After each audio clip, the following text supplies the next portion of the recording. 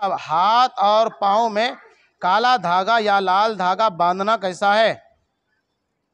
देखिए भाई, हमारे मुल्क में बहुत से गैर मुस्लिम अपने हाथों के कलाई के पास और पैरों में टखनों के पास या फिर अंगूठे में काला धागा इस अकीदे के साथ और इस नीयत के साथ बांधते हैं।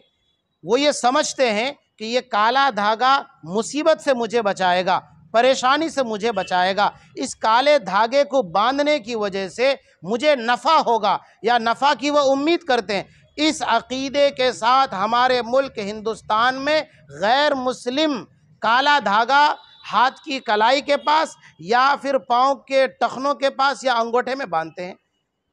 अब ये अमल मजहब इस्लाम में बिल्कुल नाजायज़ हराम है, बल्कि कुफ्रिया शिरकिया अमल है।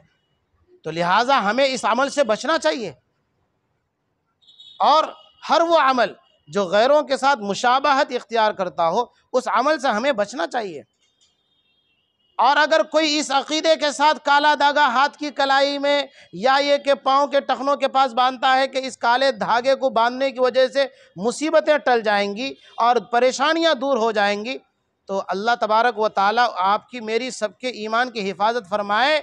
ये नाजायज़ और हराम है और ख़दशा है इस बात का कि कहीं वो काफिर ना हो जाए और कुफ्र तक ना पहुँच जाए। फ़ुक़हा किराम ने यहाँ तक ख़दशा ज़ाहिर किया है, तो इसलिए बचना चाहिए। हाँ, अगर कोई फैशन के तौर पर काला धागा हाथ के कलाई के पास बांधता है या पाँव के टखनों के पास बांधता है, तब भी ये अमल दुरुस्त नहीं है।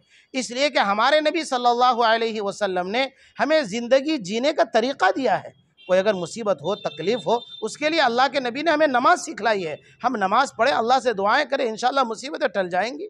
तो लिहाजा मुसीबतों को टालने के लिए और आफतों को, परेशानियों को दूर करने के लिए काला धागा बांधना ये गैरों का अकीदा है, इससे बचना ज़रूरी है। और कोई अगर ऐसा करता वो हराम काम करता है और उसके बारे में खदशा है, अंदेशा है कि कहीं वो कुफ्र तक ना पहुँच जाए। हमारे लिए हुज़ूर सल्लल्लाहु अलैहि वसल्लम की ज़िंदगी में बेहतरीन आइडियल नमूना मौजूद है। लिहाजा हम अपने नबी के नक्श कदम पर चले और दुनिया को हम ये पैगाम और मैसेज दें और हमारा अमल लोगों के लिए आइडियल नमूना बने, ना कि ये कि लोगों का अमल को हम अपनी ज़िंदगी में लाएँ।